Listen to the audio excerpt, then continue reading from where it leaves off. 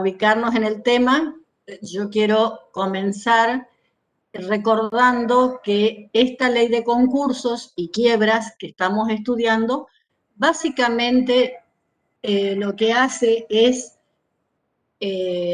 regular dos tipos de procesos judiciales. Judiciales porque se desarrollan justamente ante un juez competente, de acuerdo a las normas del artículo 3 de la ley, establece quién es el juez competente para la apertura de uno de los concursos regulados en la ley, y de estos dos concursos, así como término genérico, tenemos dos especies. Uno, el de carácter preventivo. ¿Preventivo de qué? Preventivo de la quiebra, ya que el otro proceso es el de carácter liquidativo. El otro concurso es de carácter liquidativo. Esto es la quiebra. Entonces, resumiendo, son dos procesos, uno el concurso preventivo y otro la quiebra. Otra cosa que es importante recordar en este momento es para qué estudiamos esta ley en esta facultad, digamos, en esta carrera de contador público. Entonces, seguramente ya lo habrán analizado o razonado con el desarrollo de las unidades anteriores, sobre todo de la anterior, la que tiene que ver con sindicatura concursal. Y, a ver, disculpen, vuelvo a preguntar si se escucha bien, si están presentes, porque es difícil hablarle a una pantalla blanca. ¿Sí? Bueno, por favor. ¿Cómo? Perfecto, me alegro. Cualquier duda, cualquier cosa que quieran consultar o que yo vuelva a reiterar, por favor pongan su cámara, entonces veo quién va a hablar y analizamos la duda que tengan en el momento. No tengo problemas con eso. Bien, decía que cuál es la importancia de estudiar esto o para qué estudiamos esto. Y tiene que ver justamente con la unidad de sindicatura. ¿Por qué? Porque el contador público, según esta ley, es el único legitimado, el único título que legitima para desarrollar el oficio de sindicatura concursal es el de contador público. Entonces, por eso la importancia, ¿no es cierto?, o la razón de ser de estudiar estos procesos. Entendemos, y en esta cátedra partimos de la base, teniendo en cuenta el perfil del egresado. Sabemos que son futuros contadores públicos, y bueno, entonces queremos hacer hincapié en el estudio de esta materia por la importancia que tiene en el ejercicio profesional, para aquellos que quieran o bien desempeñar el oficio de síndico o incluso asesorar, porque el contador está muy cercano a la empresa, es más, generalmente el primero que advierte las alarmas, las luces encendidas que hacen a la presencia de ese estado de cesación de pagos en una empresa es precisamente el contador. Cuando elabora los balances, cuando tiene que elaborar la memoria de un directorio, por ejemplo, en una sociedad anónima, que ahora ustedes ya estudiaron en la primera parte de esta materia, es donde este profesional puede asesorar respecto a los administradores de una sociedad, por ejemplo, de una persona jurídica ideal, la presencia de este estado de cesación de pago y del porqué de la necesidad de pensar en la posibilidad de atravesar el concurso preventivo. Para esto en cuanto a, porque me gusta siempre refrescar el por qué estamos estudiando algo, porque eso nos ubica, ¿no es cierto?, y nos estimula también, de algún modo, a prestar atención al análisis concienzudo de cada una de estas normas que estamos estudiando. A modo de presentación de esta unidad, a mí me gusta refrescar, ¿no es cierto?, o traer en este momento una cuestión que tiene que ver con el derecho privado. En el derecho privado se estudia el derecho de las obligaciones, que se centra en la existencia de una relación jurídica que sería deudor-acreedor y que finaliza con el cumplimiento de la prestación, ¿no es cierto? Cualquier ejemplo es válido. Si sacamos un préstamo en un banco, tenemos que pagar, nos entregan el dinero, un mutuo de dinero, tenemos que pagar las cuotas, que es la contraprestación del deudor, ¿no es cierto?, de pagar las cuotas. Si cumplimos en términos, bien, finaliza esta relación acreedor-deudor. Ahora, en el supuesto de incumplimiento, existen vías extrajudiciales como judiciales para que el acreedor obtenga el cumplimiento del débito. En lo procesal, esto desde el punto de vista judicial, ¿no es cierto?, y de carácter procesal, están diversas clases de acciones, por ejemplo, a través de un llamado procedimiento individual o ejecución individual. Y pueden ser procesos de conocimiento, sumario, procesos de ejecución. Tenemos una jueza de ejecución acá en la cátedra, que es la doctora Beatriz Cáceres. Caracterizados estos procesos por un principio que en latín decimos prior in tempore, prior in iure. ¿Qué quiere decir esto? En castellano, digamos, en español, sería primero en el tiempo, primero en el derecho. Esto quiere decir, llevado a la práctica, que cuando un sujeto tiene más de un acreedor, hay un acreedor que avanza más rápido y obtiene un embargo, por ejemplo, que sería una medida cautelar o una medida tendiente a tomar un bien del deudor, venderlo a través de una acción judicial, por supuesto, de una subasta, y cobrarse de ello. Así funcionaría. Y por supuesto, además de este principio de primero en el tiempo, primero en el derecho, tenemos el de la justicia conmutativa. Esto quiere decir identidad en el pago. Me deben 100, vendo este bien y cobro los 100 pesos que me deben.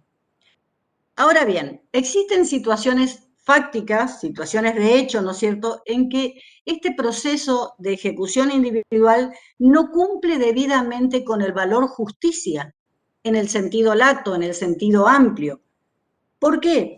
Porque aquel acreedor que primero accionó, este primero en el tiempo y primero en el derecho, posiblemente logre el recupero del 100% de su crédito, o casi en la totalidad de su crédito. Pero van a haber otros que no van a poder alcanzar a recuperar nada de su crédito. O van a quedar insatisfechos, decimos. Así es como surge este derecho concursal, o derecho de bancarrota, o derecho de la insolvencia, como también lo llamamos.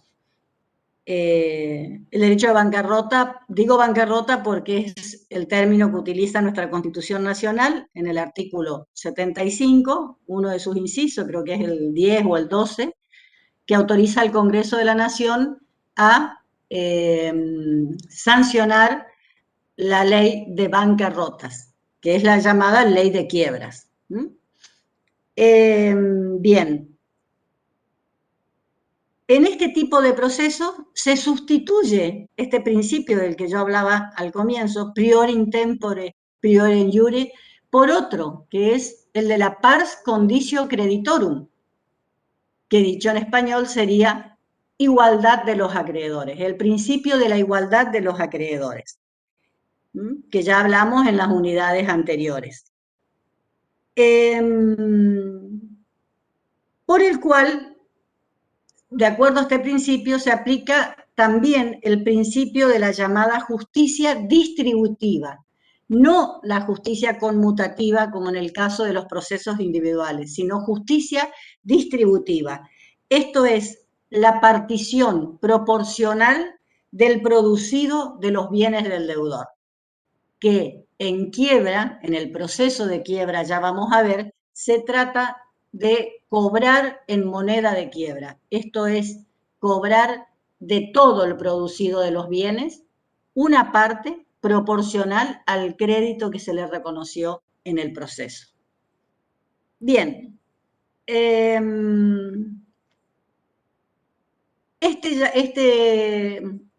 era para marcar las diferencias entre una relación entre deudor y acreedor que puede resolverse a través de una ejecución individual entre estos dos sujetos, activos y pasivos, y estos llamados juicios universales, los llamados juicios concursales, que hay que siempre tener presente, si bien existen todas estas vías, una vía individual y podemos llamar a esta una vía colectiva, no es que para el caso de los abogados o incluso de los mismos contadores vayan ante la primera imposibilidad de pagar, a aconsejar la presentación de un concurso.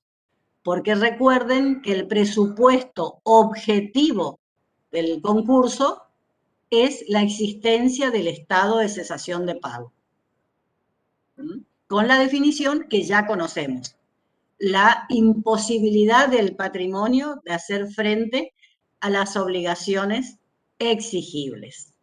Bien,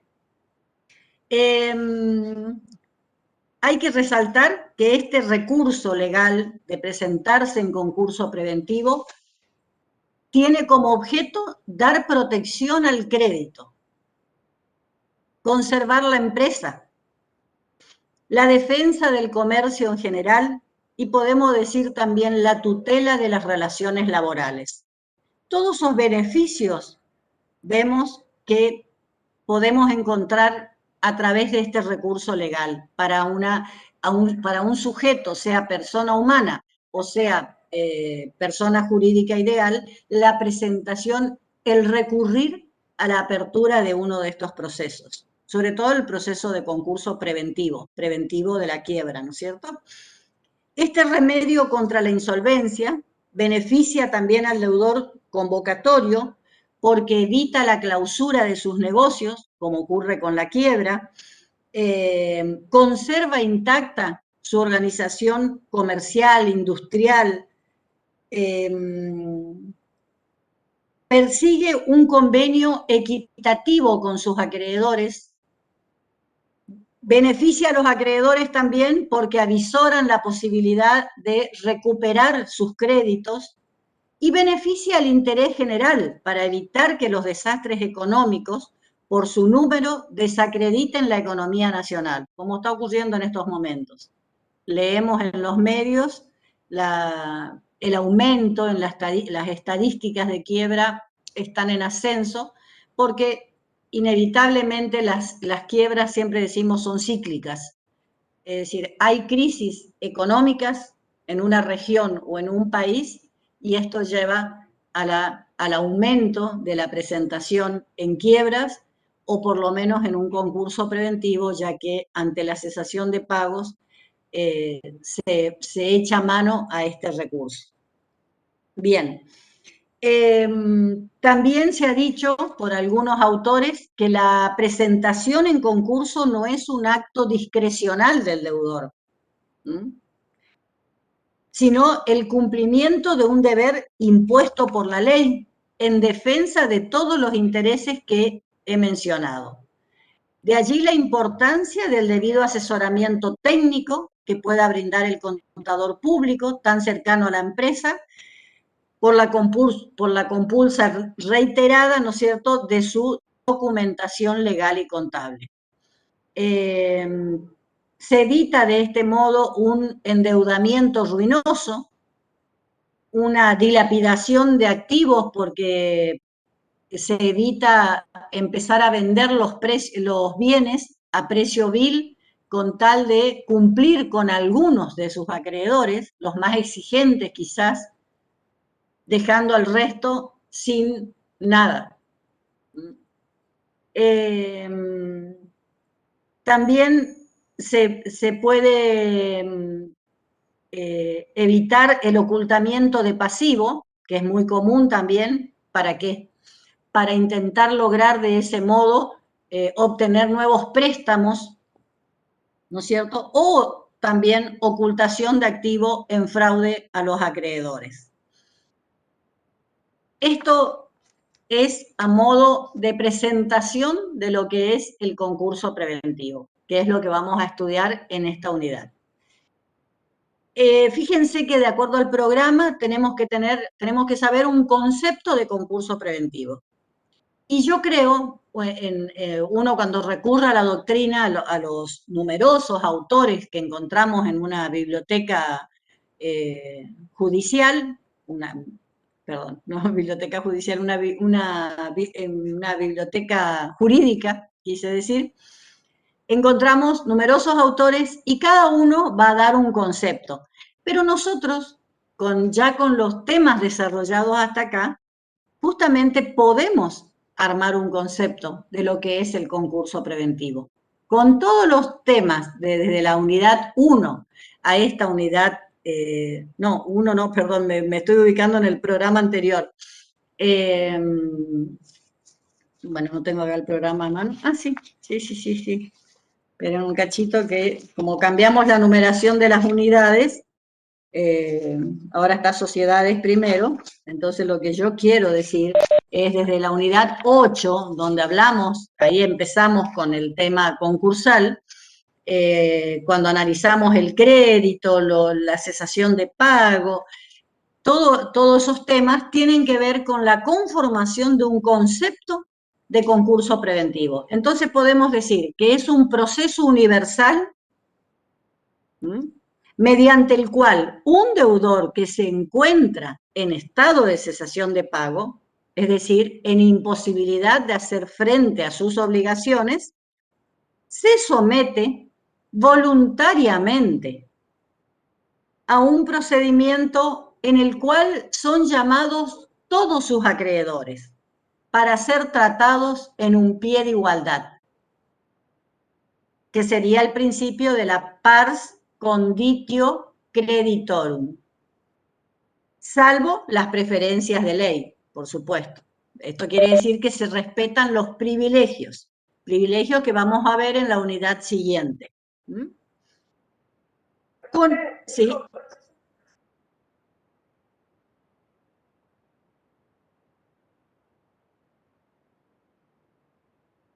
No, que se somete voluntariamente, en el cual son llamados todos los acreedores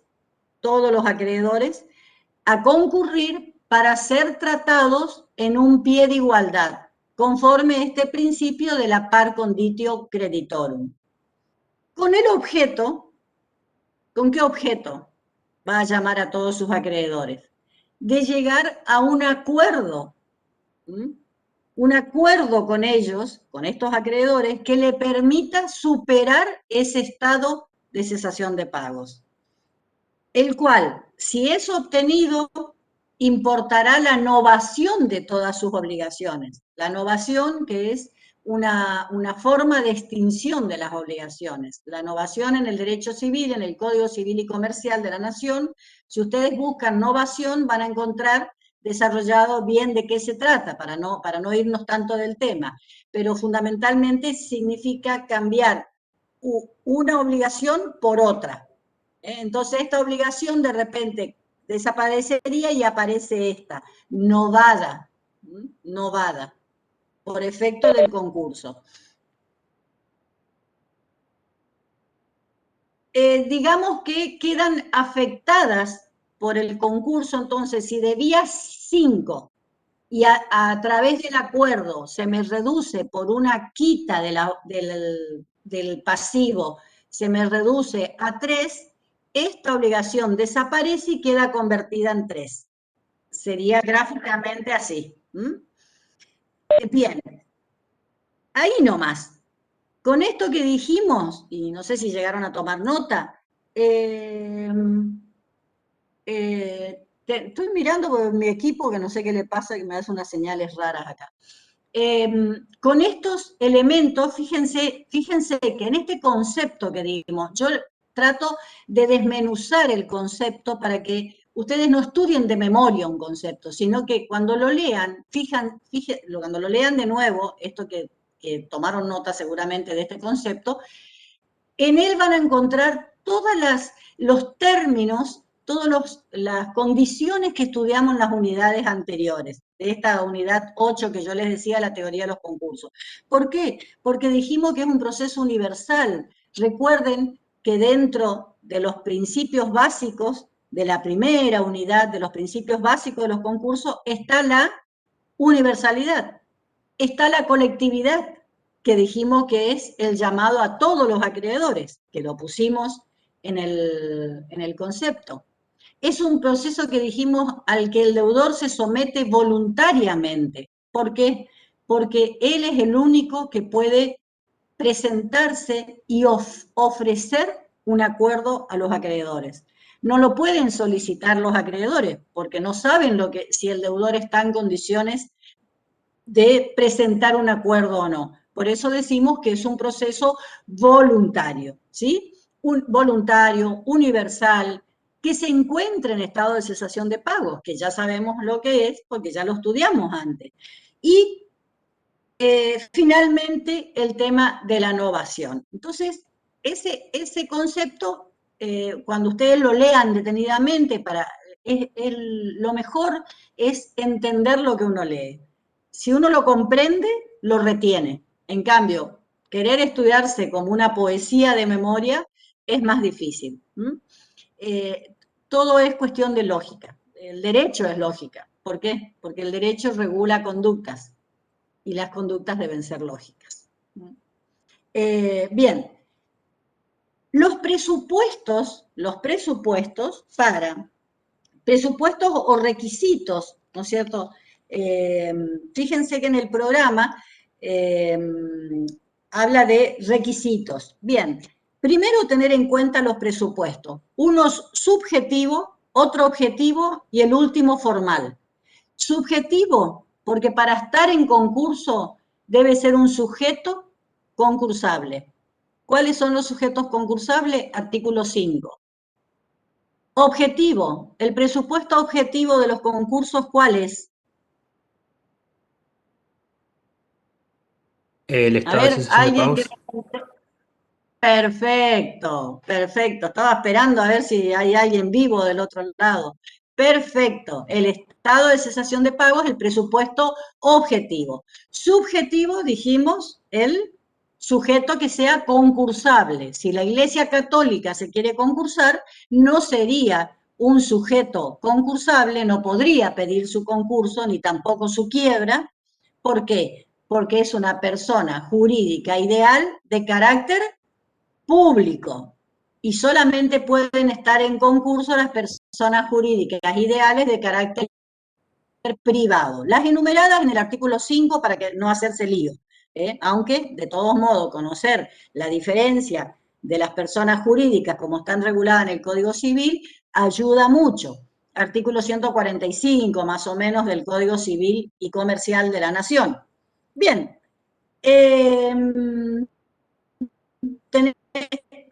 y nos falta el último presupuesto, que es el de carácter formal. Ese presupuesto de carácter formal es la sentencia de apertura del concurso, que es la del artículo 14. Yo cuando lo doy esto presencial siempre voy haciendo un cuadrito y cuando menciono un artículo lo pongo entre paréntesis, porque si yo digo presupuesto subjetivo, entre paréntesis artículo 5, cuando hago el repaso, voy al artículo 5 y digo, era esto. Está claro. Presupuesto objetivo, artículo 1 de la ley. No es que a mí me guste estar de memoria con la ley, en realidad me lo sé después de tantos años de trabajo, pero está bueno porque entonces uno va, revisa el artículo y dice, era esto. Presupuesto formal, artículo 14, que es la resolución de apertura judicial. ¿Y por qué? Porque recuerden que el estado de cesación de pago puede estar en el mundo económico, Yo puedo estar hoy en estado de cesación de pago, o cualquiera de ustedes, pero mientras un juez no lo declare, permanece como una situación fáctica, no dispara efectos en el derecho. Entonces necesita de una sentencia judicial. Artículo 14 para el concurso preventivo, artículo 88 para la quiebra, porque el artículo 88 es la sentencia de quiebra. Esto mismo lo vemos cuando vemos después la quiebra. Bien, hasta ahí creo que estamos. Cuando el programa dice requisitos, esos son presupuestos, pero cuando el programa dice requisitos es porque el deudor que quiere celebrar este acuerdo preventivo, para poder salir del estado de cesación de pagos, tiene que presentar una verdadera demanda judicial. Si bien el artículo dice, a ver, creo que dice el artículo 11, solicitud creo que lo llama, pero porque nuestros legisladores por ahí no le prestan atención a los términos jurídicos. En realidad es una verdadera demanda, la del artículo 11. La presentación en concurso la tiene que hacer la persona a través de un apoderado, esto es un letrado, abogado, ¿no es cierto?, para lo cual le va a tener que dar un poder especial, no general, especial, poder especial para juicios, artículo 9 de la ley. Bien, o presentarse por derecho propio el sujeto, pero con la firma de un patrocinio letrado, esto es, de un abogado. Por eso esta materia la dictamos, o mejor dicho, la estudiamos tanto en la carrera de abogacía como en la carrera de contador, por lo que yo hoy les explicaba, ¿no es cierto? ¿Por qué los futuros contadores tienen que estar estudiando esta cosa? Bueno, por eso, porque pueden llegar a ser síndicos, porque están en su función de asesoramiento de la empresa, están cercanos, porque estas alarmas cuando se encienden, estos hechos reveladores del estado de cesación de pago, el contador los va a saber interpretar a partir de esta base que adquiere en la facultad, en la carrera de grado, sin perjuicio de perfeccionar. Hay una carrera de posgrado en sindicatura concursal, que es muy buena, muy buena. La dictamos acá en la UNE, creo que 2 veces se dictó, después no se abrió más, pero es muy interesante. Bien, los requisitos del artículo 11 de la solicitud de concurso preventivo, como dice la ley, ustedes van a ver que son numerosos.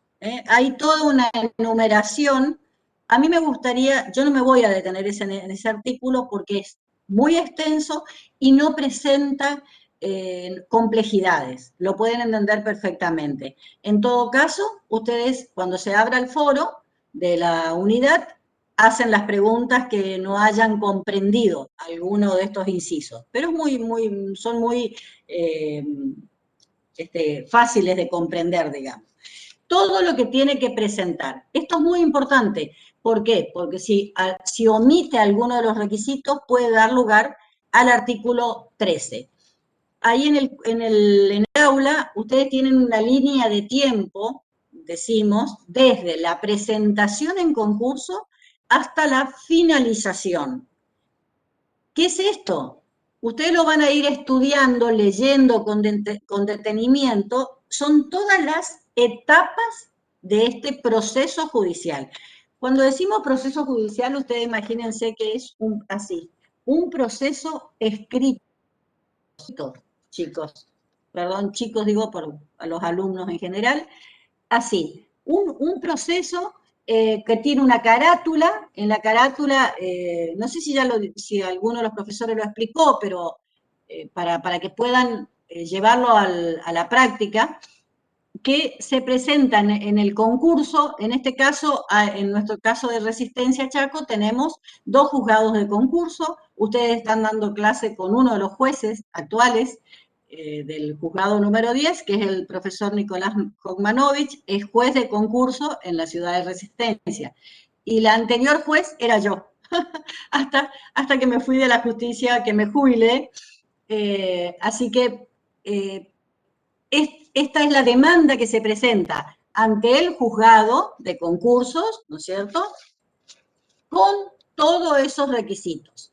En esa línea de tiempo ustedes van a ver que es como una obra de teatro, decimos. ¿Por qué?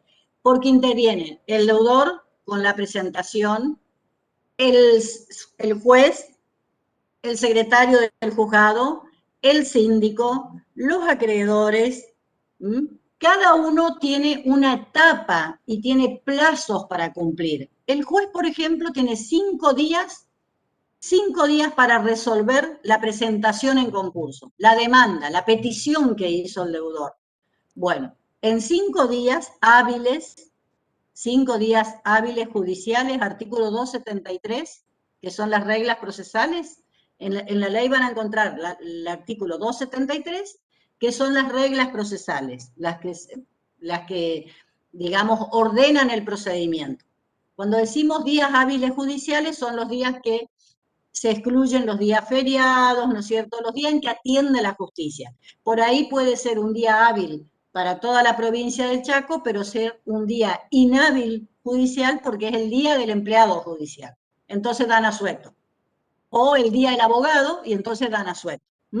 Por eso decimos días hábiles judiciales. En 5 días el juez tiene que resolver la apertura del concurso o el rechazo. ¿Por qué se puede rechazar? Artículo 13 de la ley. ¿Por qué se rechaza? Porque no cumplió alguno de los requisitos del artículo 11, porque no es sujeto concursable. De repente que venga, no sé, una mutual que hoy puede presentarse porque se reformó la ley, pero antes de esa reforma, las mutuales no podían presentarse en concurso preventivo. O como dije hoy, la Iglesia Católica se presenta en concurso preventivo, el juez debería rechazar porque no es sujeto concursable, bueno, porque le falta alguno de los requisitos del artículo 11, o porque se encuentra en el período de inhibición del artículo 59. Después lean el artículo 59, si tienen dudas lo hablamos. Esto es muy largo y ya veo que no me va a alcanzar la hora, entonces quiero saltar un poquito. Bien, en caso de que, supongamos, el juez decrete la apertura del concurso, ahí vamos a estar con un proceso abierto. Ese es el presupuesto formal. El juez hace lugar. Y cuando hace lugar, el juez dicta la sentencia del artículo 14. A pesar de que, fíjense que el artículo 14 dice resolución de apertura. Error de nuestros queridos legisladores, porque es una verdadera sentencia. Emitida por el juez competente, porque también podría rechazar el concurso por incompetencia. Pero en este caso dijimos, el juez abre el concurso y dicta esa resolución de apertura. Esa resolución de apertura contiene todas las instancias por las que va a atravesar el concurso preventivo.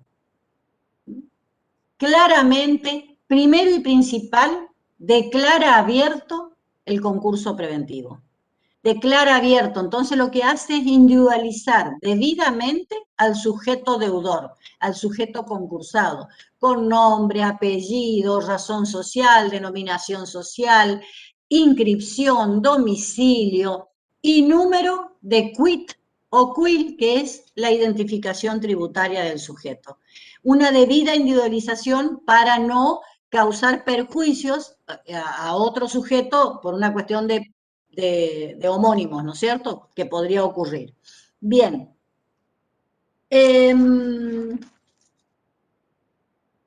Todos estos requisitos, como ya le digo, no nos vamos a detener porque son todas, miren, las presentaciones en concurso no me sale acá porque tengo poca pantalla, pero es un pilón de cosas. No me digan en el examen pilón porque no van a aprobar, pero son muchos requisitos, todos los enumerados en el artículo 11. No hay que estudiarlos de memoria, pero sí tener una idea de lo que hay que presentar. ¿Y para qué? Dice una nómina de acreedores. ¿Y para qué? Y para saber cuál es el pasivo que el mismo deudor está reconociendo. acompañar un cuadro de estado de activo y pasivo.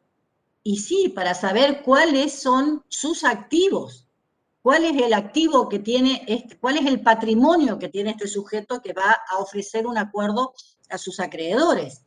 Explicar por qué está en estado de cesación de pago, cuáles fueron las causas y desde qué fecha.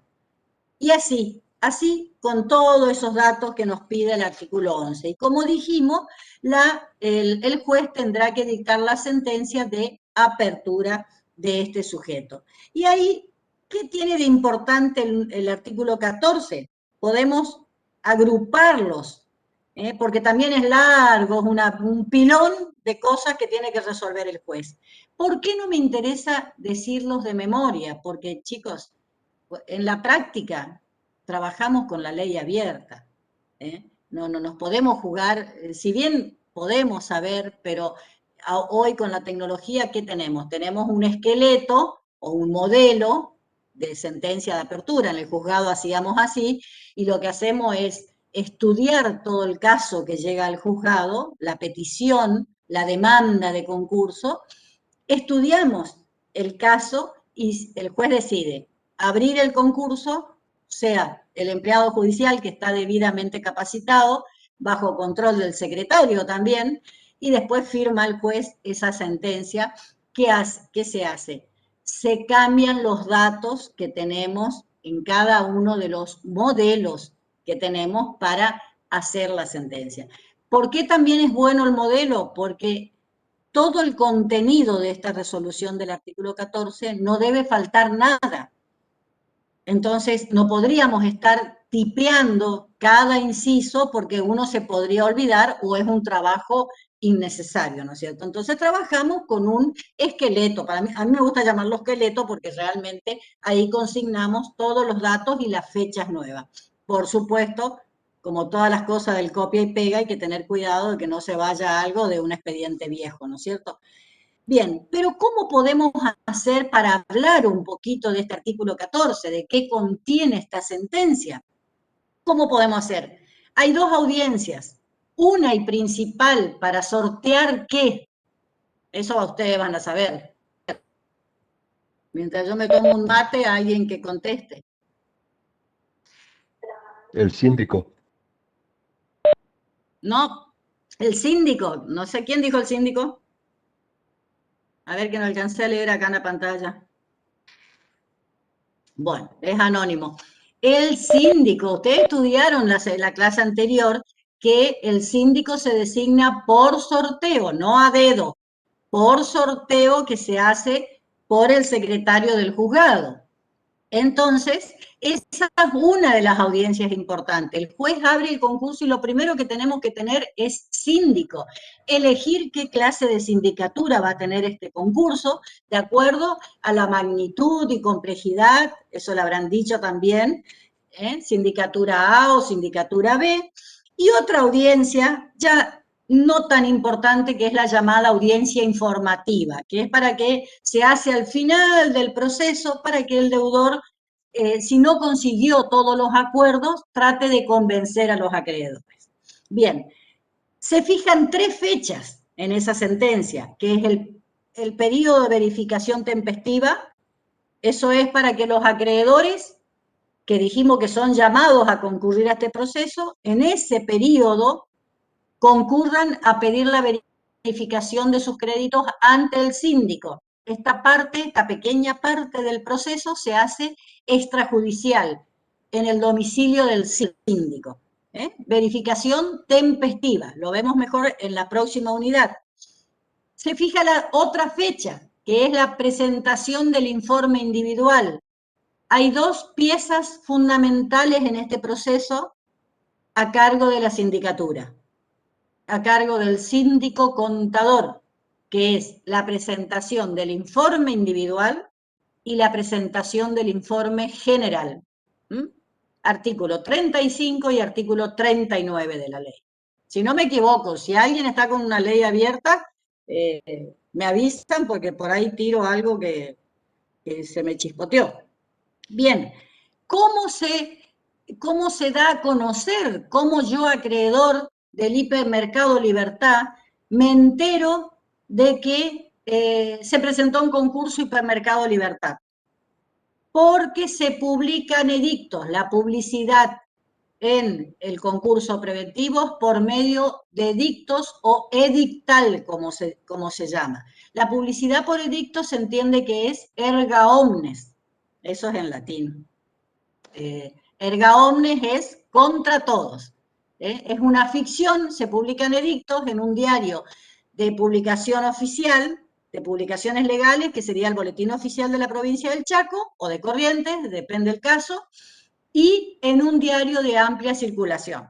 Bien, ¿qué más se hace? El deudor, ¿qué tiene que hacer? Le dice el juez, tiene que depositar un monto de dinero que se le fija en cuánto, no sé bien ahora, cuánto le estarán fijando, cuánto estará en la carta certificada. Si son 30 acreedores, para eso también denuncia la cantidad de acreedores que tiene, porque el síndico, de acuerdo al 29, al artículo 29, tiene que enviar carta a los acreedores, además de la publicación edictal, tendrá que mandar las cartas a los acreedores del artículo 29 de la ley.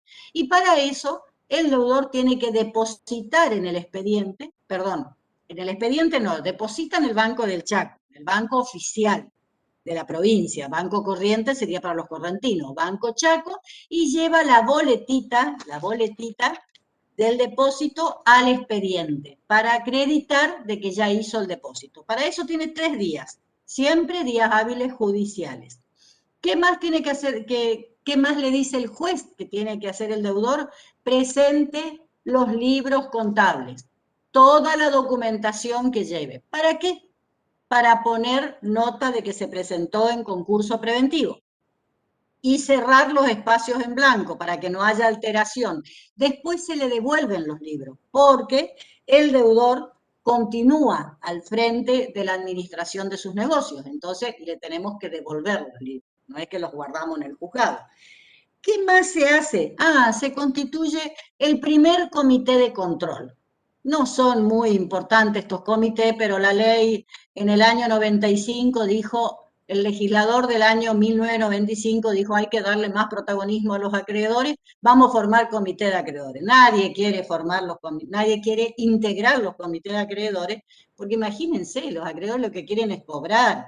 Entonces, la verdad que es una figura que es bastante fracasada en la práctica, pero bueno, hay que hacer lo que dice la ley. Un comité de acreedores que está formado por los 3 acreedores quirografarios. ¿Cuáles son los acreedores quirografarios? ¿Saben lo que es un acreedor quirografario?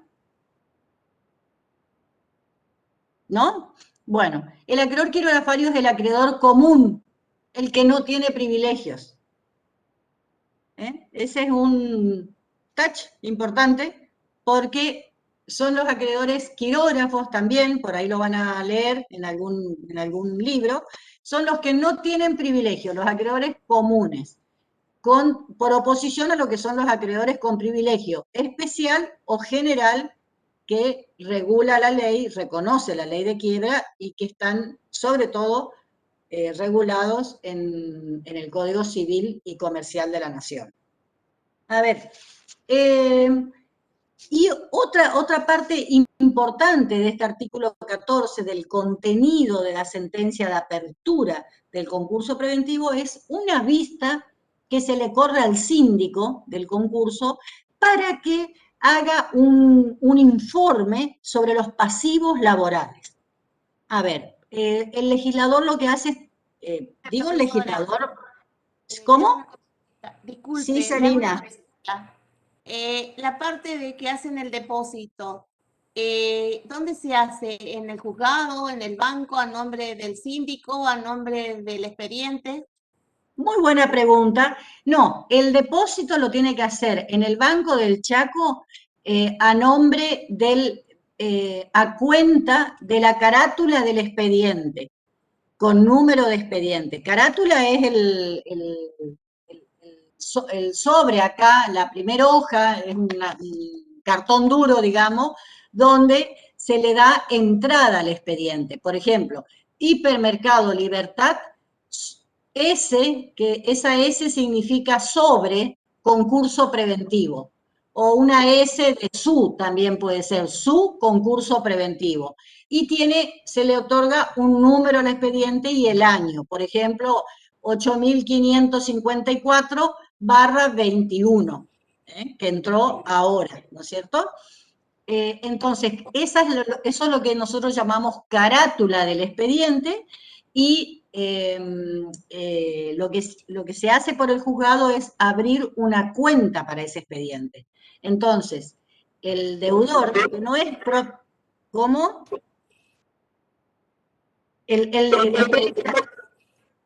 No entiendo. Esperen que termine. Esperen que termine.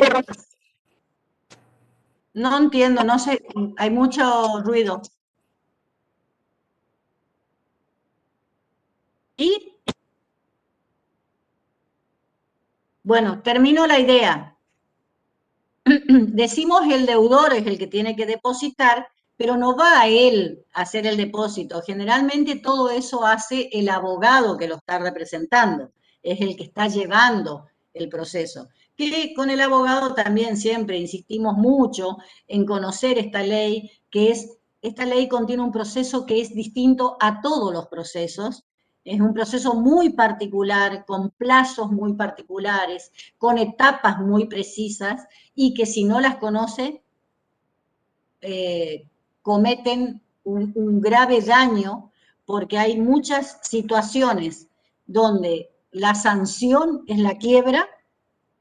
Imagínense tener un cliente que se va a la quiebra por culpa nuestra, o la sanción es el desistimiento. Por ejemplo, si no deposita este monto que le dice el juez para pagar las cartas certificadas a los acreedores, se produce el desistimiento del concurso.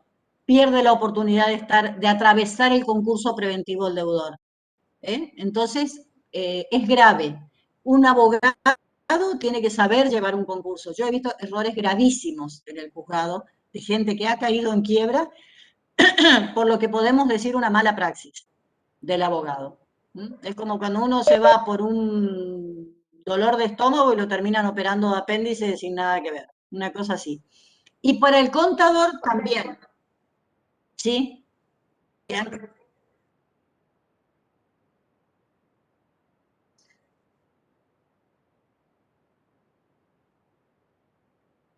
No, no, no, no, no, no, no, no, no. No confundamos el desistimiento. Cuando se lo tiene por desistido, se lo tiene por desistido, no es quiebra. Pero ¿qué pasa? El problema es el artículo 31. Ya vamos a hablar de desistimiento. No quiero mezclar tanto las cosas. Y rapidito porque se va la hora. Bueno, yo estaba diciendo,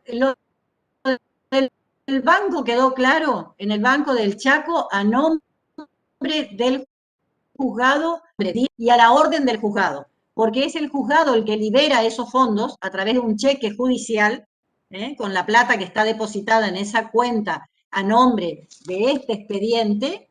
El juez libra un cheque para el síndico, entonces el síndico lo va a cobrar y con eso tiene plata para mandar las cartas. ¿Se entiende? Eso es lo que ocurre. A ver, me dicen, ¿cómo?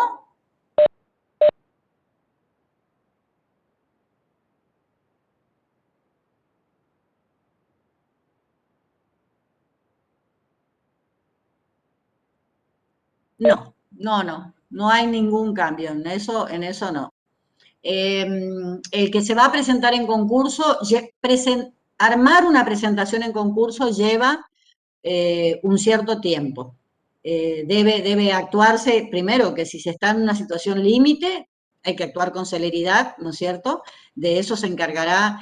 Yo creo, no tengo el otro lado del mostrador porque fui juez muchos años, nunca trabajé en la profesión, digamos, pero de lo que sé de colegas, es que la presentación en concurso de una empresa, por ejemplo, constructora, generalmente la hacen entre el abogado y el abogado asesor de esa empresa y el contador de la empresa.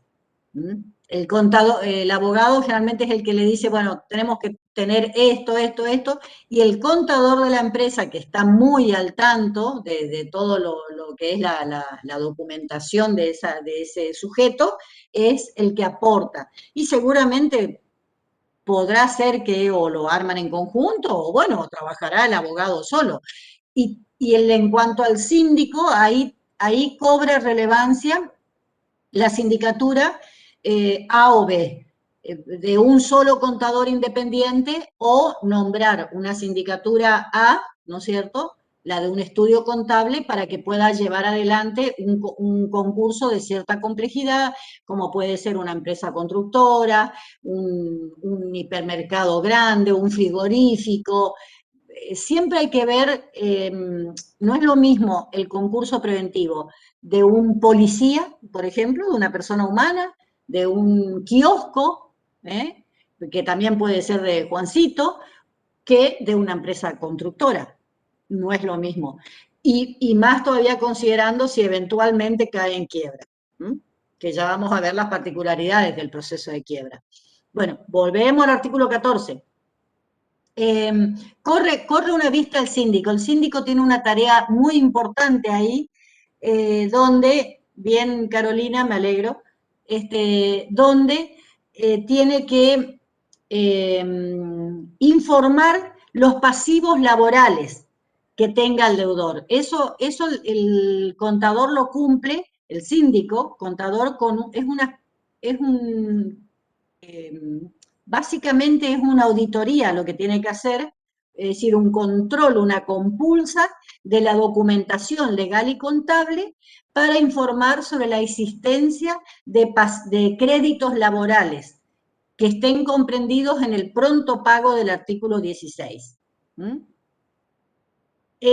También tiene que hacer un informe mensual el síndico sobre la evolución de la empresa, si existen fondos líquidos, si se están cumpliendo las normas legales y fiscales. Bueno, eso fíjense que son los aspectos importantes de la sentencia esta del artículo 14. Por eso digo yo que para estudiar esta unidad, impriman ese cuadro que nosotros pusimos en el curso y vayan desmenuzando cada cosita. Y si tienen preguntas, después las ponen en el foro.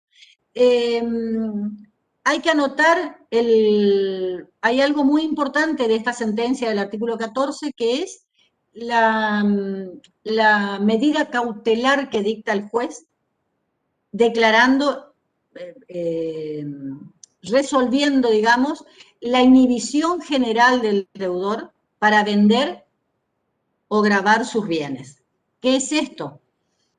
Inhibir en forma general al sujeto que se presenta en concurso para que no pueda, mejor dicho, disponer de sus bienes. ¿Por qué? Porque se quiere proteger el activo que el deudor denuncia al presentarse en concurso. Hay que proteger este activo que es el que va, con el que va a responder a los acreedores y eventualmente, si se decreta la quiebra, es lo que tenemos que vender. Entonces se inhibe al deudor para que no pueda ni vender sus bienes, puede comprar, por supuesto, porque eso es aumentar el activo, pero no podrá enajenar ni grabar con B corta, grabar de gravamen. No, porque el grabar con B larga es grabar un disco, es grabación. Estamos hablando de gravámenes con B corta. Los gravámenes son, por ejemplo, celebrar una hipoteca sobre la casa de uno, sobre un inmueble, o una prenda sobre bienes muebles. Eso es generar un acreedor privilegiado, que es el que se cobra sobre el resultado de la venta de ese bien. Por eso es que se impide a ese sujeto. Esas medidas están ordenadas en la sentencia del artículo 14 y deben ser cumplidas. ¿Cómo? Hay que inscribirla en los registros de la propiedad inmueble y automotor. ¿Mm? Bien. ¿Quién va a inscribirlas? ¿El deudor o el síndico? ¿Ustedes qué piensan? El síndico, dentro de sus funciones. Perfecto, porque el deudor no se va a inhibir a sí mismo. Es más, si el deudor puede vender algo rapidito, lo va a hacer. Entonces, por supuesto que está a cargo del síndico. Y es muy importante que lo haga y rápido, ni bien sale sorteado, tiene que llevar él o sus empleados, los empleados del estudio contable, a los registros la inscripción, porque se pueden cometer muchos errores, hay mucha responsabilidad. Ya vamos a estudiar un caso. No, estudiaron el caso, le habrán hablado del caso en la sindicatura. ¿Cómo era? Armani, no, ay, se me fue le dieron una jurisprudencia importante en la bolilla de síndico, Armani, pero este es el diseñador, ¿qué tiene que ver? Eh, bueno, no me va a salir ahora, pero, ay, que se me fue bueno, se me fue el nombre del sujeto este. Eh, Amiano era, profe. ¿Cómo? Amiano. ¿Cómo? Me parece que... Amiano, exacto, Amiano. Bueno, ese, yo les recomiendo leer ese fallo, porque es muy interesante. Y es justamente trata de la omisión, justamente trata de la omisión en la inscripción de la inhibición general de bienes. ¿Mm? Bueno, a ver, ¿qué otra? Estábamos en la resolución del artículo 14. Entonces, nosotros decimos, todo esto es el contenido de esta sentencia. Esperen que se me perdió el programa, acá está.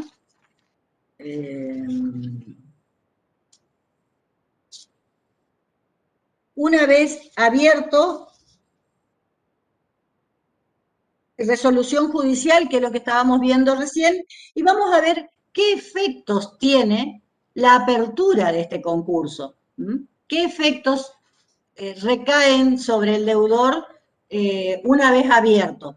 El principal efecto de la apertura de un concurso preventivo es el artículo 15 de la ley, que de acuerdo a este artículo, como hoy ya lo dijimos, el concursado continúa al frente de la administración de sus negocios. Bien,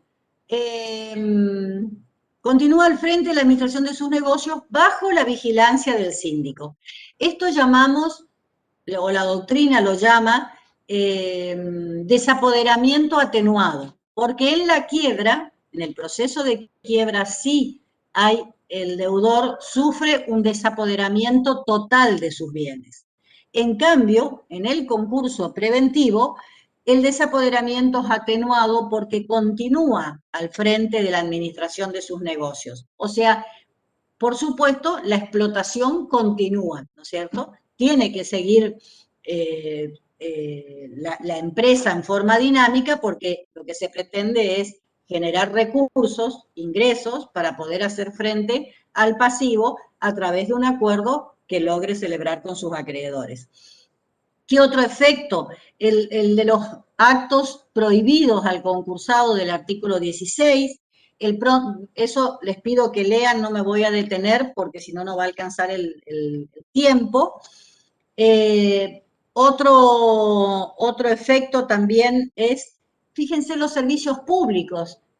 No me acuerdo el artículo, pero no me acuerdo el artículo, pero fíjense, hay un artículo ahí después del 15, 16, no me acuerdo, que es el llamado servicios públicos, que lo que hace el legislador es impedir que se corte el suministro de servicios públicos para el deudor concursado por deudas anteriores a la presentación en concurso. Las deudas que se generen durante el juicio, sí, tiene que, las nuevas cuotas, digamos, por ejemplo, la luz, el agua, tiene que abonarlos.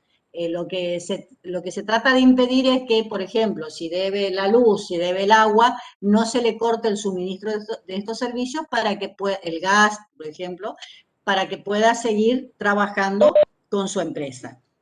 Entonces, 20, perfecto. Lo voy a anotar acá porque no tengo el artículo. Pero bueno, esos serían los efectos. Un artículo muy importante, otro efecto importante de la apertura del concurso es el artículo 19, porque lo que establece la ley es la suspensión con la presentación en concurso de los intereses. Esto quiere decir que no es que se pierdan los intereses, pero lo que se persigue es cristalizar el pasivo. Hay que fijar una fecha, porque si no sería imposible, que las deudas siguen generando intereses por incumplimiento. Entonces lo que se persigue en este caso es hacer un corte. Entonces puede estar en mora hace 3 meses, por ejemplo, caer en mora. Se calculan los intereses hasta la fecha de presentación en concurso. Y ahí quedan suspendidos. Después, eventualmente, en el acuerdo que haga el deudor con sus acreedores, verá si reconoce los intereses posteriores o no, pero a los fines del concurso, para tener una mayoría, para que son los que van a votar en el acuerdo, se quedan suspendidos. Incluso si se decretara la quiebra eventualmente, esos intereses renacen, es decir, no es que se pierdan. Bueno, eso en cuanto a los efectos, hay otros más, pero les recomiendo que lean y después hagan las consultas, si hay alguno que no puedan comprender. ¿Cuál es el trámite hasta el acuerdo? ¿Qué vicisitudes puede tener este proceso? Es muy importante, fíjense los artículos 26, 27, 28, 29, que yo de algún modo ya los mencioné, que es la carta a los acreedores que tiene que hacer el síndico, los edictos que están a cargo del deudor publicarlo, y la notificación Ministerio-Ley del artículo 26, que eso sí lo quiero explicar porque es una cuestión procesal, que tiene que ver con la notificación de lo que se presenta en el proceso.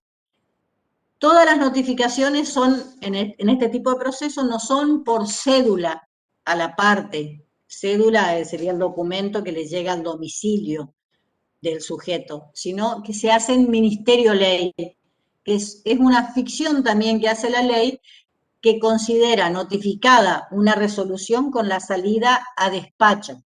En los juzgados se hace una lista, que hoy está en internet disponible, y se publica todos los días, de lunes a viernes, sale esta lista. Y ahí sale el expediente. Tenemos lista de lunes a viernes, pero los días de notificación son martes y viernes. Y se considera notificada una resolución con la inclusión en la lista de despacho. Eso sería la notificación Ministerio-Ley. Del artículo 26. Lo van a ver en el artículo 26, entonces por eso lo quería explicar. Otra vicisitud que puede tener el proceso de concurso es el desistimiento del proceso. Y para el desistimiento tenemos que ir a los artículos, si no me equivoco, el 30, creo. Podemos tener, hagan la distinción, un desistimiento voluntario y uno forzoso. En el forzoso está el desistimiento sanción, que ocurre, por ejemplo, porque el deudor no incumple los incisos 5 y 8 de la resolución del artículo 14. Es decir, no hace el depósito que hoy hablábamos para la correspondencia y no presenta los libros. En esos dos casos, si no cumple con eso, se produce el desistimiento sanción. Y una pregunta, ¿puede el deudor desistir de su concurso preventivo? ¿Puede? Sí. Sí, la respuesta es sí, de acuerdo a el artículo, creo que es el 31, si no me equivoco, voluntariamente tiene dos posibilidades de desistir. Hasta la primera publicación de dictos, sin requerir ningún requisito, puede desistir. Y el otro es que puede decidir hasta el comienzo del llamado periodo de exclusividad, pero ahí va a tener que pedirle la conformidad a sus acreedores que ya están incorporados al expediente, entonces va a tener que pedir un 75% de conformidad para que lo autoricen a desistir del proceso de concurso preventivo. El tema es los efectos del desistimiento. Y ahí vamos a ver que lo que dice la ley es junta. Profesora, ¿puede volver a explicar esa parte? A ver, el desistimiento, ustedes miren la ley, chicos, miren la ley y van a ver que hay un desistimiento sanción, que es el desistimiento forzoso también, que es cuando el deudor incurre en incumplimientos de la resolución del artículo 14. Los menciona la ley, los incisos. Entonces vayan al artículo 14 y van a ver qué omisiones, qué cosas tenía que hacer el deudor. Por ejemplo, presentar los libros. Pasaron los 3 días, no presentó los libros, se lo tiene por desistido. El porqué del desistimiento, es porque este es un remedio que trae la ley. Entonces el deudor tiene que estar atento y cumplir cada una de las etapas. Porque imagínense que esto, cuando un deudor se presenta en concurso preventivo, es como abrir un paraguas, y quedarse bajo el paraguas. Entonces, es un remedio, es decir, el deudor lo va a utilizar, lo tiene que utilizar bajo las condiciones que establece la ley. No porque en los momentos que él quiera o en los términos que él quiera, sino que tiene que ir cumpliendo minuciosamente con cada etapa. No puede permanecer abierto sine die o sin plazos, digamos, este proceso. Este proceso tiene que ser serio y eso también depende del comportamiento del deudor. Entonces, si incurre en determinados incumplimientos, la ley lo sanciona con el desistimiento. Y después está el desistimiento voluntario, eso también lo leen en la ley, creo que es el artículo 31, si no me equivoco. Esperen que, a ver, que abro mi ley para estar segura. Sí, el desistimiento voluntario es el artículo 31, que puede desistir en 2 oportunidades, hasta la primera publicación de dictos, sin ningún requisito, o pidiendo autorización a los acreedores hasta que comienza el llamado periodo de exclusividad. Esas son las dos, eso es lo que me pidió, creo que era Celina, que vuelva a explicar. Las 2 clases de desistimiento. Y la tercera... Muchas gracias, profesora. Dale. Y la otra, la primera que explicamos, que es el forzoso. Ahora bien, fíjense la última parte del artículo 31, el último párrafo.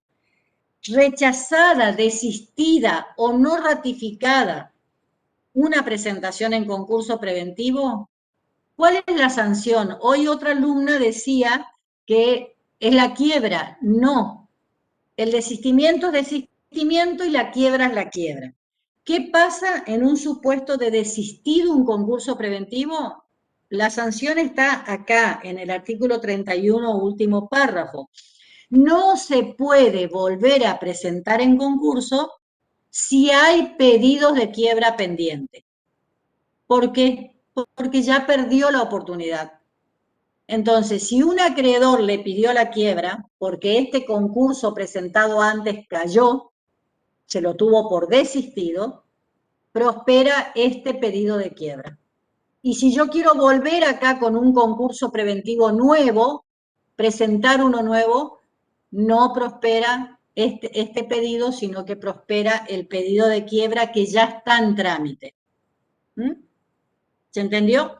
Esa es la sanción, digamos, por desistimiento. Desistimiento por rechazo, porque se rechazó, por ejemplo, porque le faltaron requisitos del artículo 11, entonces eso, y no ratificada tiene que ver cuando se presenta una persona jurídica ideal, que ahí tienen que distinguir, está en el artículo 6, la presenta, por ejemplo, el presidente del directorio de la sociedad anónima, que es el representante legal de una sociedad anónima. Si una sociedad de responsabilidad limitada quiere presentarse en concurso, ¿quién debería firmar esa petición? ¿Quién se debería presentar por la SRL? ¿El gerente general? Perfecto, el gerente. El gerente es el órgano de administración. Eso lo dimos hace poco. Entonces, el gerente de la SRL es el que debería presentar el pedido. Pero ojo, pero ojo, el gerente decide la presentación, pero lo que pide la ley en el artículo 6, si no me equivoco, espera que constate. Uf, qué calor que me agarró. Sí. El artículo 6, en la segunda parte, lo que le pide la ley, tratándose de una persona ideal, es que el órgano de gobierno ratifique esa presentación que hizo el órgano de administración. Entonces, en una sociedad anónima, como yo decía, el presidente del directorio es el que va a pedir la apertura del concurso. ¿Y quién debería ratificar? La asamblea de accionistas. Perfecto, la asamblea de accionistas. Tiene 30 días desde presentado el pedido, tienen 30 días esa sociedad concursada para presentar el acta de asamblea, donde conste la decisión del órgano de gobierno de ratificar ese pedido de concurso preventivo. Muy bien, qué atento que están.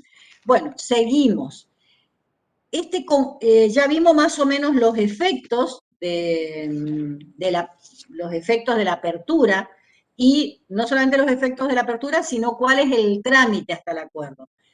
Entonces, esperen que quiero ver, sí. Continuando, ¿qué es lo que tiene?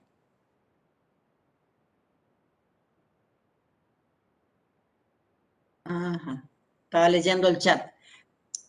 Continuando con las etapas del concurso, nosotros dijimos que se abre el concurso y allí mismo el juez dispone todas las etapas que debe atravesar. Supongamos que el deudor publicó los edictos, transcurrió el plazo para presentarse los acreedores a verificar, a pedir la verificación de sus créditos, y en ese caso, transcurrido ello, el síndico presenta el informe individual del artículo 35 y el juez, una vez presentado el informe individual del artículo 35 a cargo de la sindicatura, el juez debe dictar la resolución de verificación de créditos.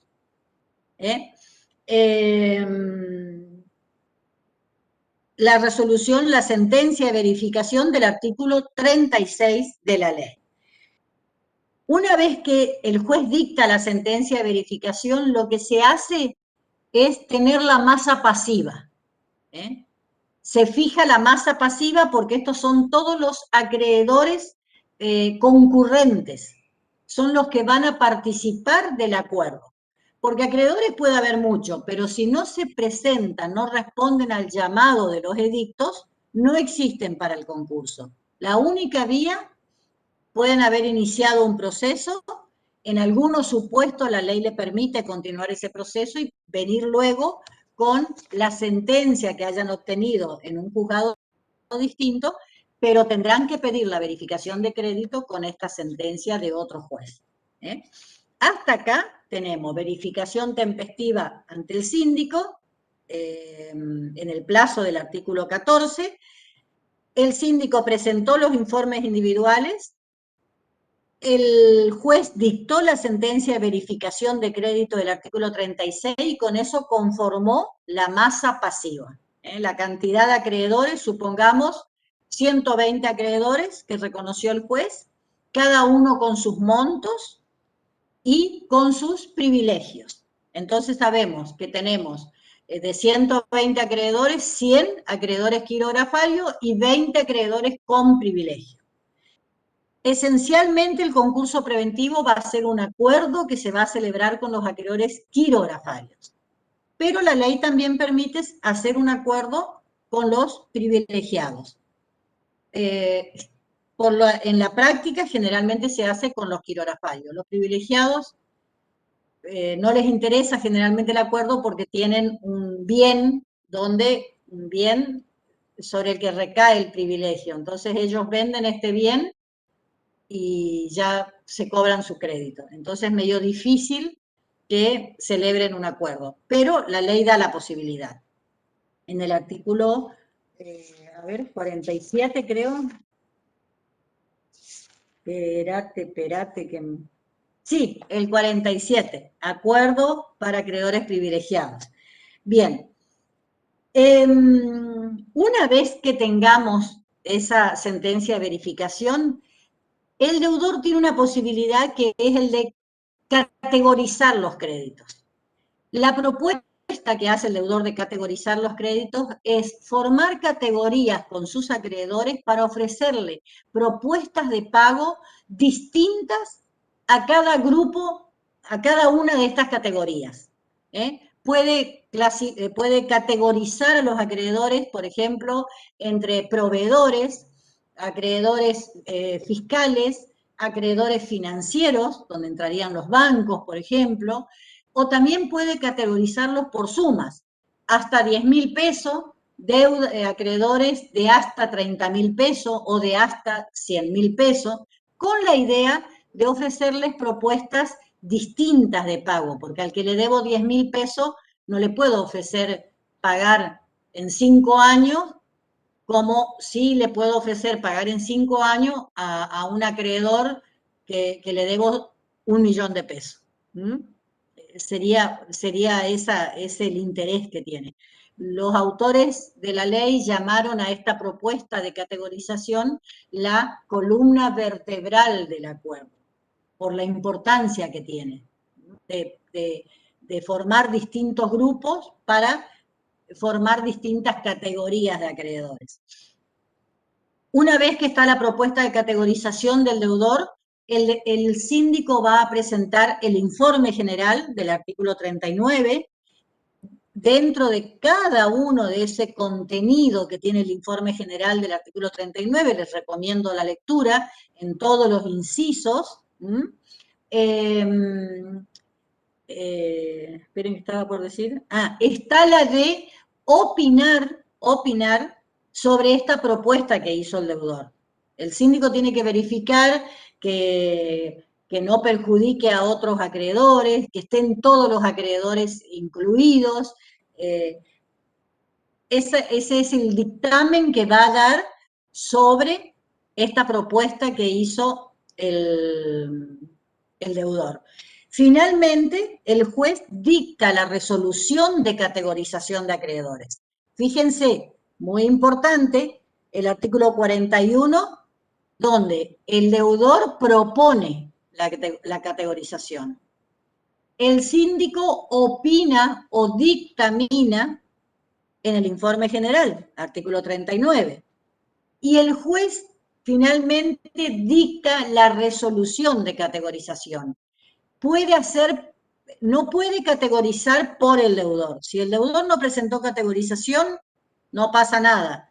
Lo que hace es perder la posibilidad de ofrecer propuestas distintas. Va a tener un solo mazo de acreedores. Si son 120 acreedores, va a tener los 120 acreedores y va a tener que ofrecer la misma propuesta para todos los acreedores.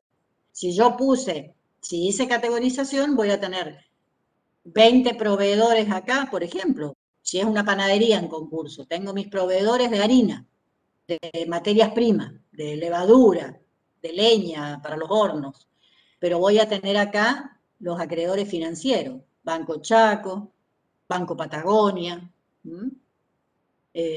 Juan Pérez que me prestó 200.000 pesos, ¿no es cierto? Entonces voy a tener un grupo de acreedores proveedores para ofrecerles una clase de propuesta y un grupo de acreedores financieros, porque con los bancos es más difícil negociar. No es lo mismo que negociar con nuestros proveedores. Ese es el interés, por eso le llamamos la columna vertebral la propuesta de categorización. Pero hay deudores que no la hacen, o porque no quieren, o porque a veces los abogados no trabajan del todo bien y entonces se pierden la posibilidad de hacer esa propuesta tan importante. Si se presentó propuesta, el juez dicta la resolución de categorización de acreedores del artículo 42. Muy importante, porque a partir de que esta resolución de categorización se notifica Ministerio Ley, esto es con la salida a despacho del expediente, en un día de nota, va a empezar a correr el plazo del llamado periodo de exclusividad. ¿Y qué es el periodo de exclusividad? Es un periodo que puede llevar como mínimo 90 días, siempre días hábiles, judiciales, 90 días, hasta 120 días como máximo. Esos 90 días, y por eso se llama periodo de exclusividad, va a tener el deudor para empezar los acuerdos con cada uno de los acreedores. Esto en la práctica significa reuniones más reuniones, ¿no es cierto? Puede ser que lo haga un gerente de una SRL o un director de una sociedad anónima, aunque por lo general lo hace el abogado del deudor. El abogado del deudor es el que va puerta por puerta a explicar la propuesta, a interesarlo, a hablar con un gerente de banco, con el gerente de otro banco, el que va a la FIP a ver qué planes de pago puede conseguir. Hay un trabajo ahí importante en esta etapa del proceso que es, yo creo que está a cargo del abogado y que es ir a tratar de entusiasmar a los abogados con la propuesta de acuerdo que tiene que presentarla en el expediente 20 días antes de que termine este periodo de exclusividad. Esto es el artículo 43 de la ley. Artículo 43 de la ley es, el artículo 43 de la ley es el que determina o fija el plazo para que el deudor presente al expediente, esto es, haga pública su propuesta de acuerdo. Una o más, si tiene categorías de acreedores, para ofrecerles distintas propuestas de acuerdo. Esto es para transparentar el proceso, no, porque esta es la propuesta que los acreedores toman conocimiento que a todos le está ofreciendo esas propuestas que están en el expediente, que pueden ser cambiadas hasta 5 días antes de que venza el periodo de exclusividad. El artículo, a ver, el 43, que es cuando se celebra aquella audiencia informativa que dijimos al comienzo de la clase, que se señala en ese artículo 14, en la sentencia de apertura del proceso. Dijimos que el juez fija 2 audiencias, una para sorteo de síndico y otra es para la llamada audiencia informativa. Bueno, en esta audiencia informativa, que se hace, hay que fijarla 5 días antes de que termine este periodo de exclusividad, hasta esa oportunidad el deudor podría modificar la propuesta de acuerdo, la propuesta de pago, digamos, a sus acreedores. Y por supuesto siempre presentarla en el expediente porque eso hace a la transparencia del proceso. Yo no sé si hay alguna pregunta, si me están siguiendo. El público ahí atrás, ¿cómo está? Bien, profe. Perfecto, perfecto. Entonces seguimos. Periodo de exclusividad, dijimos, donde el deudor debe presentar, debe entusiasmar, digamos, a sus acreedores. Cuando vence este periodo de exclusividad, cuando vence este plazo de 90 días o de 120 días, porque podría ampliarlo. Algo que no dije, es tan importante que presente la propuesta de pago o de acuerdo en el expediente, que si no lo hace, es causa de quiebra indirecta. Así que ese es un tema a tener en cuenta. Bien. Antes, al momento en que venza el periodo de exclusividad, el deudor tiene que acompañar en el expediente las conformidades de sus acreedores. ¿Cómo son estas conformidades? Los del artículo 45. Para que se considere aprobado un acuerdo, la ley pide doble mayoría. Mayoría de personas y mayoría de capital. En mayoría de personas, la ley exige más de la mitad. Es decir, si tengo 20 acreedores, voy a tener que tener la conformidad de 11 acreedores. Y en cuanto a mayoría de capital, es las 2/3 partes del capital computable. Hoy ya aclaramos de que los acreedores que participan del acuerdo son los acreedores verificados y declarados admisibles. En la próxima clase, cuando vemos la unidad de verificación de créditos, explicamos bien la diferencia, pero son los que menciona el artículo 45, ¿sí? Entonces, ¿cómo dan la conformidad a los acreedores? Nos podemos preguntar, la conformidad debe ser escrita, es decir, en un texto, en un documento, con firmas certificadas por escribano público. Con firmas certificadas por escribano público. Y deben dar la conformidad a la última propuesta agregada al expediente o su última modificación. Si alcanzan las mayorías, una vez que termina este periodo de exclusividad, el juez tiene 3 días para dictar esta resolución del artículo 49. Ahí vamos al 49, que es la resolución que se llama existencia de acuerdo. Existencia de acuerdo. El juez cuenta poroto, le dijo Mafía, porque él critica, a Mafía lo habremos citado ya en este curso, un maestro del derecho concursal argentino, el maestro Mafía, y él es muy crítico en los comentarios a las leyes de concurso. Cuando salió esta ley, por varias razones que no tengo tiempo de comentarlas acá, lamentablemente, el juez en esta etapa presenta las conformidades y hay que contarlas y ver si alcanzan las mayorías del artículo 45, la doble mayoría. Eso tengan muy en cuenta, suele ser pregunta de examen, doble mayoría, mayoría de persona y mayoría de capital. Entonces, ¿qué dice Mafía? El juez cuenta poroto, porque tiene que contar y no puede evaluar la propuesta que haga.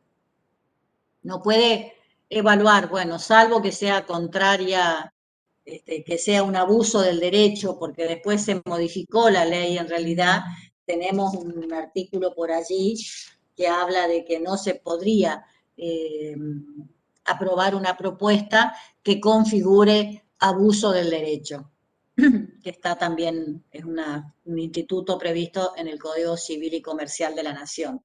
Bien, quiero tratar de concluir con este proceso como para darle un pantallazo. Si el deudor no presentara las conformidades suficientes, lo que ocurre es que el juez debe declarar la quiebra por falta de mayorías. No alcanzó el acuerdo, no le dieron el acuerdo a sus acreedores, en la mayoría exigida por la ley, se decreta la quiebra. Si alcanzó las conformidades que pide la ley, el juez, ¿qué hace? Dicta la sentencia esta del artículo 49 que les comentaba, que es la existencia de acuerdo, hace saber la existencia de acuerdo que puede ser impugnada por los acreedores por las causales que establece la ley en el artículo 50, nada más que las causales legales que establece la ley. Por ejemplo, exageración del pasivo, un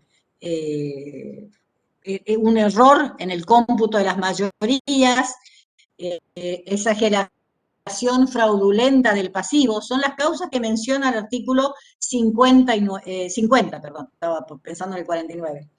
Entonces, existencia de acuerdo, puede haber impugnaciones por acreedores interesados. Tuvimos un caso, una sola vez, en más de 20 años de concursos, tuvimos un solo caso de impugnación a una existencia de acuerdo, que se alegó exageración fraudulenta del pasivo, ocultación fraudulenta del activo. Un caso muy interesante.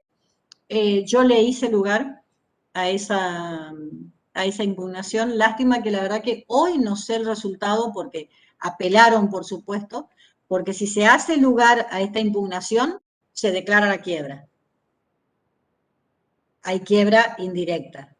Y como se declaró la quiebra, se apeló, se interpuso recurso de apelación y se fue a la Cámara de Apelaciones. Y la verdad que no me enteré después qué pasó con... Ya voy a averiguar, porque la verdad que me acordé del caso. Un caso muy interesante. Fue el único caso donde vi una impugnación de acuerdo preventivo. Y en el caso de que no haya impugnaciones, si hubo existencia de acuerdo formal, ¿no es cierto? Es decir, si se contaron los votos de los acreedores y alcanza... ¿Qué me dice que explique el artículo 45? Esperen que ya termino acá con esto. Si se rechaza la impugnación, hay que dictar la homologación del acuerdo, ¿sí? Con eso concluiría el concurso preventivo, el proceso de concurso preventivo, con la homologación del acuerdo. Y se produce ahí en esta una etapa muy importante, que es la regulación de los honorarios profesionales. Esa es la sentencia que concluye el proceso de concurso, y hay que regular honorarios profesionales al síndico y a los letrados que intervinieron. Artículo 265 y 266 de la ley. ¿Cómo se regulan los honorarios en este caso? Si, como decía hoy, se hace lugar a... Si se hace lugar a la impugnación, que puede haber habido, raro, pero puede ocurrir, directamente, si se hace lugar a la impugnación, hay que decretar la quiebra.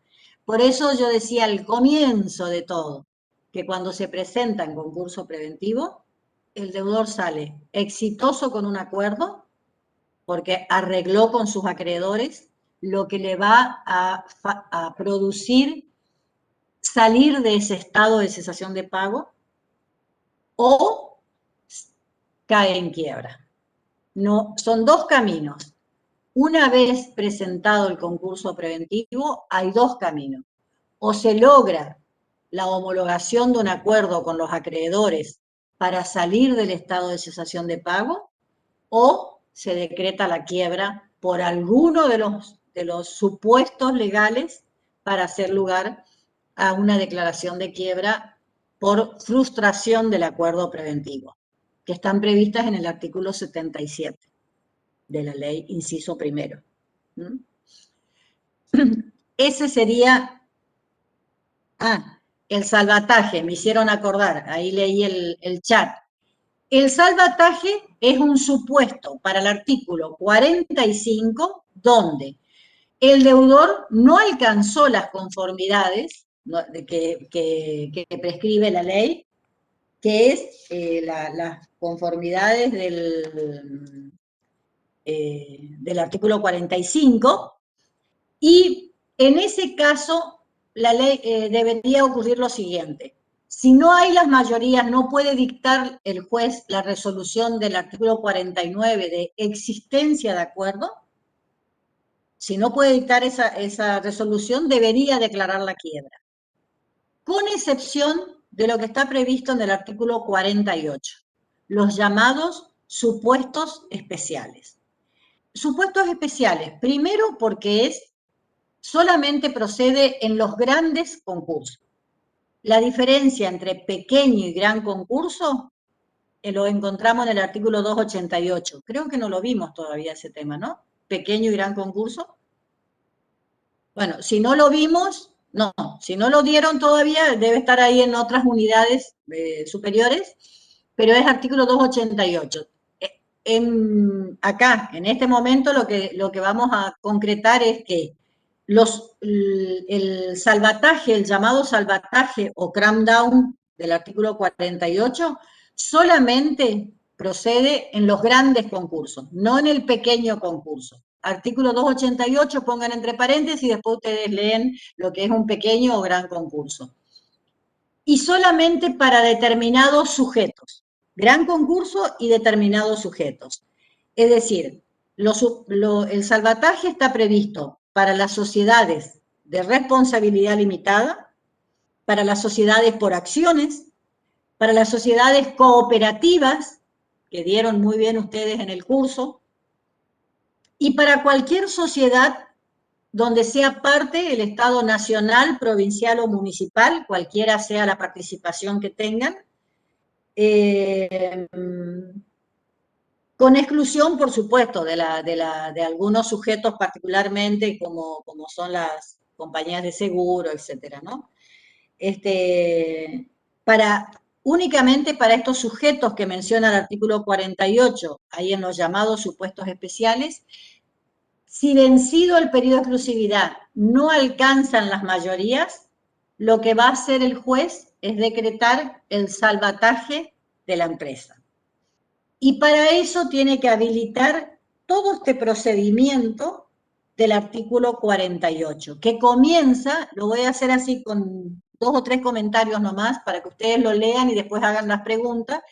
Primero de todo hay que abrir un registro para que se anoten si hay interesados en esa empresa. Interesados en adquirir el paquete accionario de la empresa. Accionario decimos si se trata de una sociedad anónima, si no será el paquete de cuotas sociales, si es una SRL, ¿no es cierto? Si hay terceros interesados.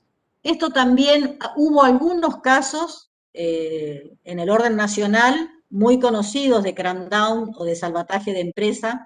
En nuestro medio no hubo ninguno que prosperara, porque no hay empresas como para las que hay que salir al rescate, digamos, o que produzcan interés en el medio.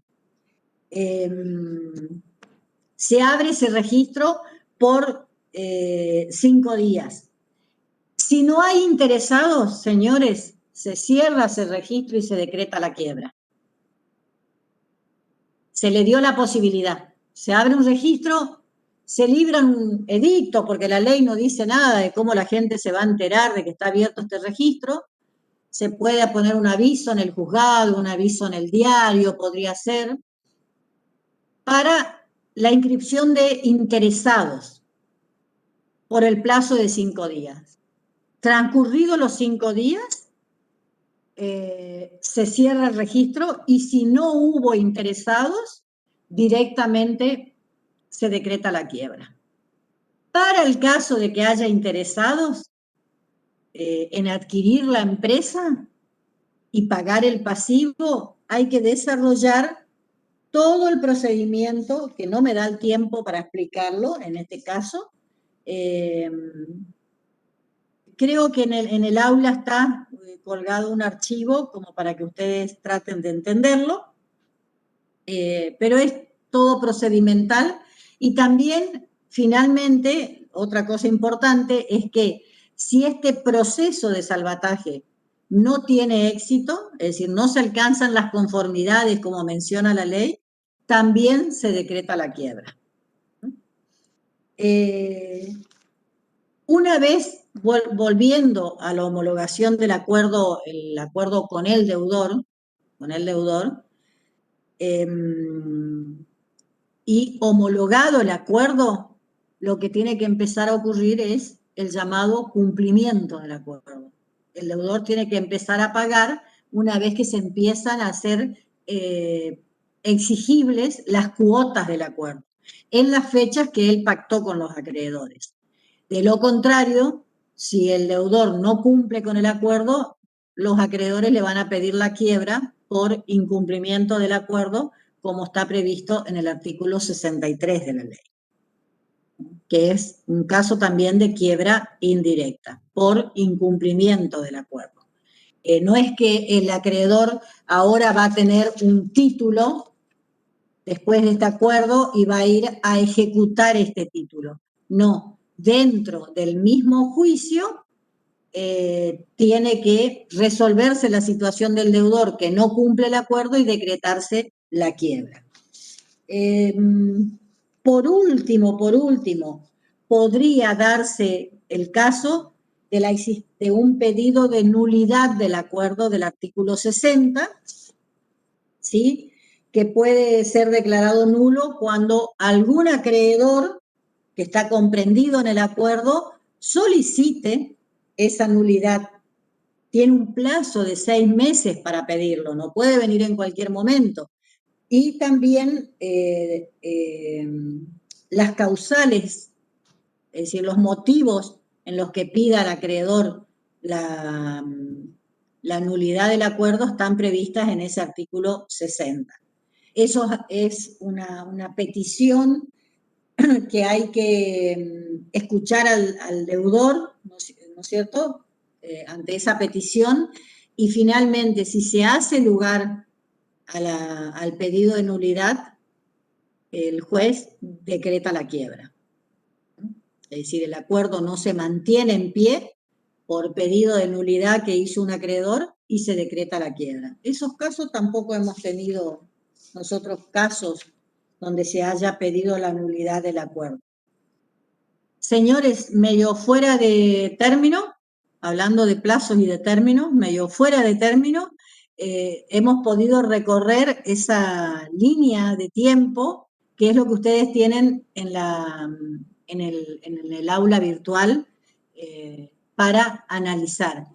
Yo la idea que tenía era explicar así puntos básicos, ¿no es cierto?, y de cómo se va desarrollando. Vuelvo a lo que dije al principio. En este tipo de proceso hay varios actores, varios sujetos: deudor con su abogado, juez, secretario del juzgado, síndico y acreedores. Por eso también es una fuente de trabajo, entre paréntesis, porque los abogados, por ejemplo, pueden venir por el deudor, pueden asesorar al síndico, porque el síndico muchas veces pide asesoramiento letrado. Cuando lo exceden de su competencia, puede pedir asesoramiento letrado. Lástima que tiene que pagar de su bolsillo los honorarios. Eso también fue criticado por Mafía, que dijo: pague con maníes y lo asesorarán los monos. ¿Por qué? Porque es muy, muy difícil para el síndico. Eso es porque el legislador de 1995 quiso abaratar el proceso, porque antes los honorarios del abogado del síndico iban a cargo del deudor. Entonces, claro, tenía que pagar el deudor concursado. Ahora dijeron, no, que esté a cargo del síndico que pide asesoramiento. porque generalmente se va a intentar no pedir asesoramiento para no ver reducidos el monto de honorario que tienen que comprar, que tienen que cobrar, ¿no es cierto? Entonces, la verdad que no fue una reforma muy interesante la de esta última ley de concursos que estamos estudiando. Y bueno, y hablaba del asesor del síndico, el letrado del síndico también puede intervenir, o como letrado de cualquier acreedor que interviene en este proceso. Han visto cómo durante el desarrollo del proceso hay diferentes etapas a cumplir, a veces a cargo del deudor, publicación de edicto, presentación de libro, pago de correspondencia, presentación de la propuesta de acuerdo, traer las conformidades de los acreedores, del síndico, presentación del informe individual, del informe general, de los acreedores, presentarse a verificar. Fíjense, todo eso ocurre en este proceso.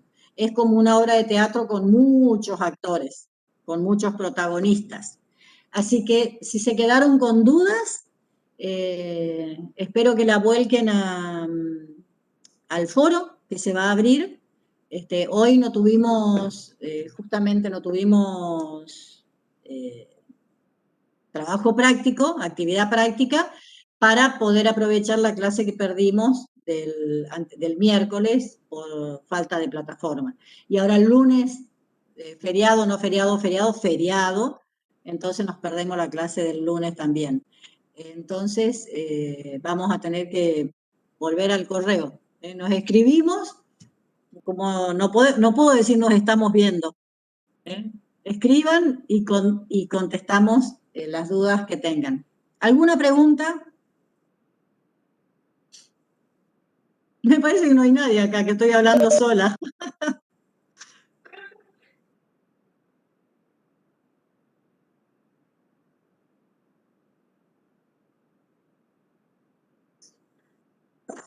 No.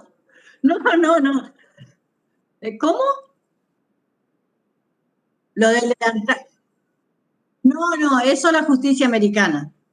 Eso es en Estados Unidos. Las cortes de Estados Unidos, que es lo que nosotros vemos, pero no. Acá ni siquiera los jueces del crimen tampoco. No, es ropa común. Tampoco tenemos el martillito ese, no. Generalmente se hace silencio, pero no tenemos el martillo tampoco. El folclore ese lo tenemos. Bueno, ¿alguna pregunta?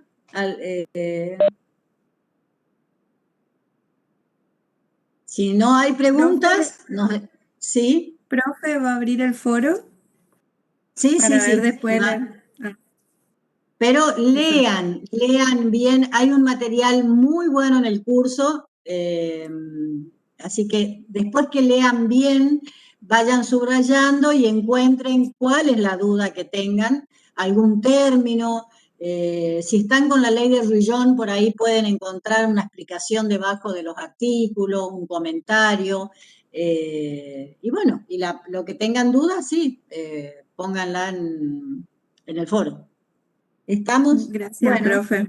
Muchas gracias. Bueno, hasta la próxima, si Dios quiere. Adiós a todos.